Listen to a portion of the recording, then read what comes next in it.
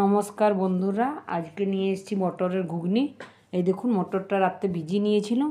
এই দেখুন, জল দিয়েছি, জলের মধ্যে একটুকু হলুদ আর একটুকু নুন দিয়ে দিয়েছি আর একটা তেজপাতা। এবারে মটরটা দিয়ে দেব, ঢাকাটা লাগিয়ে নেব আর একটু সিদ্ধটা কম করব, রান্না করার সময় তো একটু সিদ্ধ হয়ে যাবে। এই দেখুন, এটা 1 সিটির মতন লাগিয়ে দিয়েছি, বেশি সিদ্ধ করব না এটা। এই দেখুন, সিদ্ধ হয়ে গেছে। লাগছে আদা রসুন বাটা, ধনা পাতা, টমাটো, পেঁয়াজ কুচি, লাগছে হলুদ, কাশ্মীরি লাল লঙ্কা গুঁড়া, ধনে, নুন, সরষের তেল, আর লাগছে আলু। ছোট ছোট কেটে নিয়েছি আলুটা।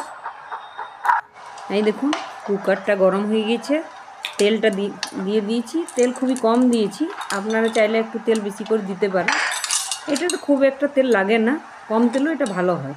তারপরে দেবেন পেঁয়াজ কুচি, পেঁয়াজ কুচিটা দিয়ে একটু হালকা কম আঁচ করে ভেজে নেবেন। এই দেখুন, ভাজা ভাজা হয়ে গেছে।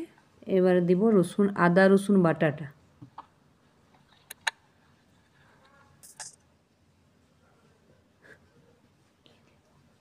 দিয়ে দিয়েছি আদা রসুন বাটাটা। এবারে একটু ভেজে নেব হালকা করে। এই দেখুন, এবারে টমাটোটা দিব। টমাটোটা দিয়ে হালকা ভেজে নেব।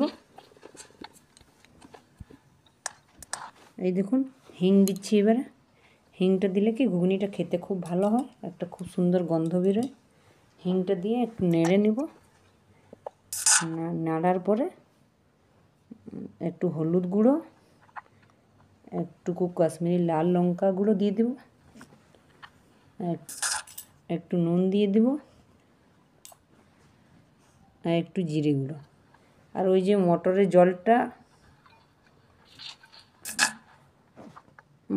জলটা দিয়ে একটু হালকা নেড়ে নেব। এই দেখুন, এবারে আলুটা দিয়ে দিব, একটু নেড়ে পরে। এই দেখুন, আলুটা দিয়ে ভাজবো।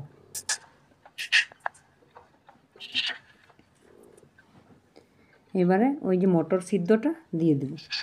জলটা আলাদা করে রেখে নিয়েছি, জলটা একটু ভাজা ভাজা হয়ে গেলে তারপরে জলটা এটাতে মিক্স করব। এই দেখুন, দিয়ে পরে নেড়ে নেব ভালো করে। এই দেখুন, হালকা মশলাটাও ভাজা হয়ে গেছে। এবারে ওই যে মটর সিদ্ধ করা জলটা এটাতে দিয়ে দিব। জল দেওয়ার পরে একটু নেড়ে নেব। নাড়ার পরে কুকারের ঢাকাটা বন্ধ করে দিব। বন্ধ করে ওই 1টি সিটি মিডিয়াম আঁচে দিতে হবে, কেন সিদ্ধ করাই তো ছিল।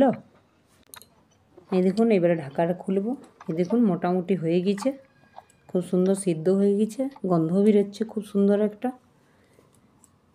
এবারে একটু ভাজা মশলা, জিরা, ধনা আর শুকনো লঙ্কা ভেজে পরে গুঁড়িয়ে রেখেছিলাম, সেটা দিলাম একটু।